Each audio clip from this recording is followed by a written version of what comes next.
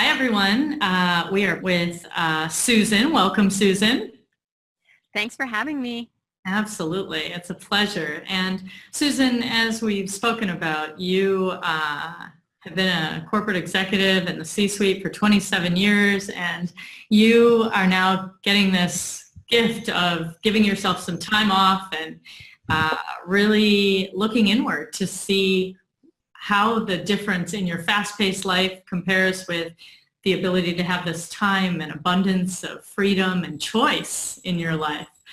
And so what do you want to talk about as far as like any dilemmas or questions or, that you're facing as you slow down?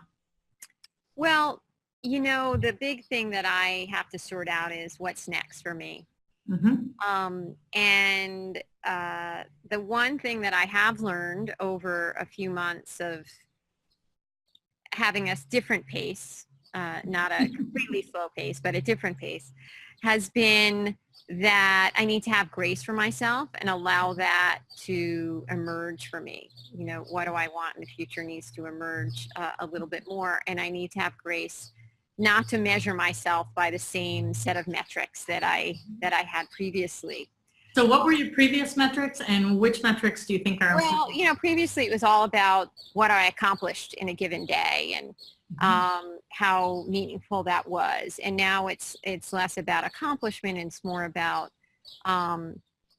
connection and introspection. And so, one of the key things that I've been doing is really trying to find the best ways to spend time with my kids. I am not a stay-at-home mom, and I really admire women who make the choice to work at home in really providing the best environment for their family and their children. And I know I am just sort of adapting to this temporary state of being around more with my kids. And one of the things that I really observe is that it can be easy getting caught up in the transactions of life. Yeah. It can be easy, worrying about what has to get in the, wait, do you need lunch today? And what do you want today? And I'm wondering if we should pause a sec because we've got this siren. I say it's beautiful. You're outdoors. I say this is the other thing. I think as women, we got to learn to it doesn't have to be perfect. It just has to be real. Okay. Well, I'm good with it if you are. All right. Well, it's real that we've got the fire siren going on. That is real. Yeah. That is not staged. So, or my son needs new soccer cleats, or he forgot his art project, or he's got to get ready for his trip to Africa, or, Leah's recital is coming up, whatever it may be. And there's so much to do, which, by the way, used to get done without me being here. Somehow it was happening. Now, I was, of course, managing some of it and doing some of it on the weekends and doing, making sure that somebody else was doing what needs to be done. But the point is that now I'm here, I feel like I should be doing it all.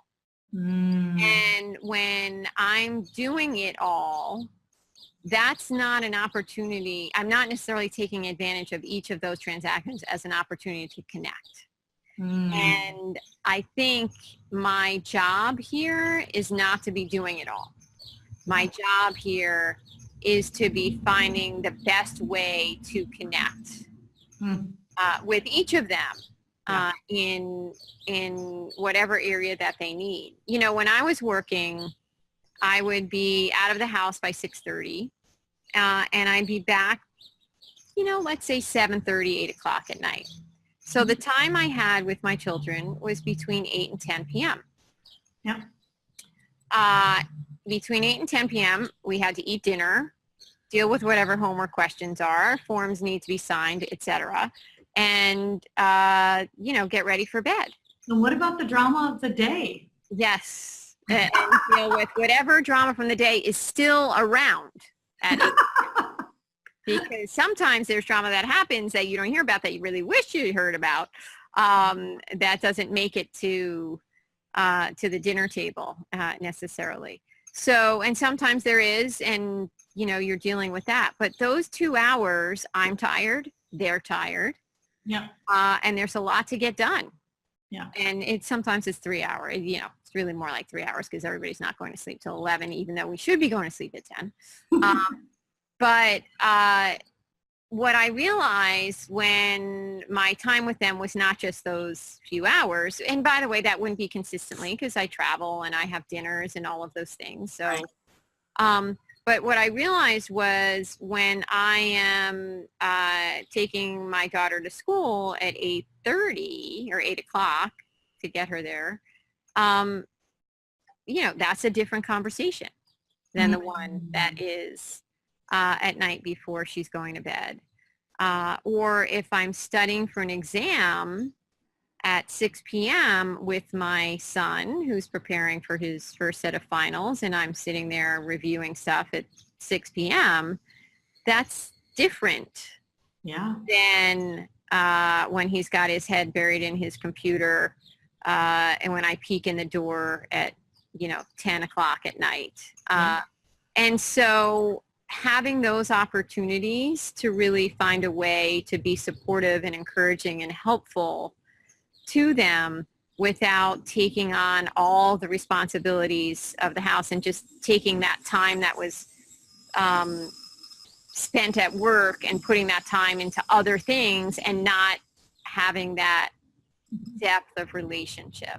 I mean, I think I've always had a strong relationship with my kids, and I always will, but there's so many layers to have more and more and more. And what's nice for me now is I'm seeing, and I've had the pleasure of having this little gift of time that I've given to myself to really focus on them. It's not going to be forever, and I'm going to be back in some crazy schedule. But while I have it, I damn well better take advantage of it. Yeah. Well, you said so many things there. I mean, it's clear that you've moved from valuing accomplishment as queen to now valuing connection. And so you actually value both of them. And it seems to me that what you'll find in your next endeavor, no matter what it is both of them together. Right. And the ability to move at a pace and set things up in your new your new environment in a way that you get both of those. I also heard how precious the time is with your children and that their needs are changing. And a few things. One was when you moved at such a fast pace where there was like this much time for the kids and this much, right? It's almost like I imagine what you would interact with them on is logistics and crises. Yeah, sure. And so what you're saying now is I've given myself the space of time, and now I can connect with them, not just on logistics and crises, but on what's meaningful to them, on how their day is, on the gifts of just being present with another human being and being a part of their life, not someone who solves the crises and the problems or logistically gets them from point A to point B. So I would imagine in that space that you've gone to a different level of depth and connection with them because now you're connecting on all of those levels. That's right. It's just broadening the relationship and hopefully creating an even stronger foundation for the future so that I can be someone that they access for whatever may come. And long before the emergency or the crisis. Exactly. Right? Exactly. Yeah. Exactly. So I love that. Go ahead. I was going to say that I realized that there is a finite period of time that I have with my kids.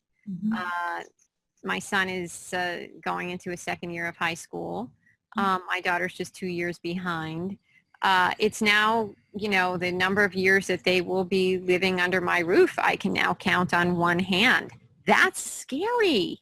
When you have these kids, you think like it's forever. It's a life sentence as being a parent, and it is. But as different as they are from when they're a newborn to when they're 3, and then from 3 to 5 and 5 to 8, you have the same level of exponential change that is, at least I'm feeling, is happening now that they are young teens. It's a whole different ball game, and it's one that has to be experienced, and one that I know every day really has happened since the day where they were born. Every day their purpose is to move one step further away from me, to become a fulfilled, functioning adult in their future. Independent. Right. Exactly. Independent and thriving. And now I see that happening in front of me. Like it seems like it's in an accelerated speed. Yeah. So that was an interesting visit we just got. So I will, what I'm really hearing, Susan, and what I would like to offer to everybody else is that there is a level on which you are connecting right now in the world. And you might be doing it consciously with some people, and you might be not, doing it unconsciously.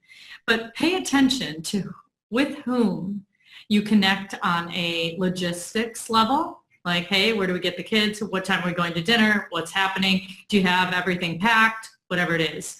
Notice what level you're connecting on and how much that fulfills you. Notice if you want more fulfillment or you're longing for a deeper connection, and choose it, because certain people are only comfortable connecting on a logistics of how was your day? What did you do? Right? That's one level of connection. The next level of connection would be something like an intellectual banter on a topic, discussing philosophy, right? There's another level of connection.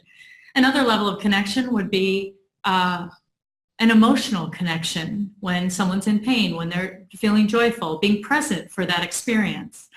Another level of connection would be around purpose and value and passion and meaning. And like, why are we here, right? It becomes a different level of connection.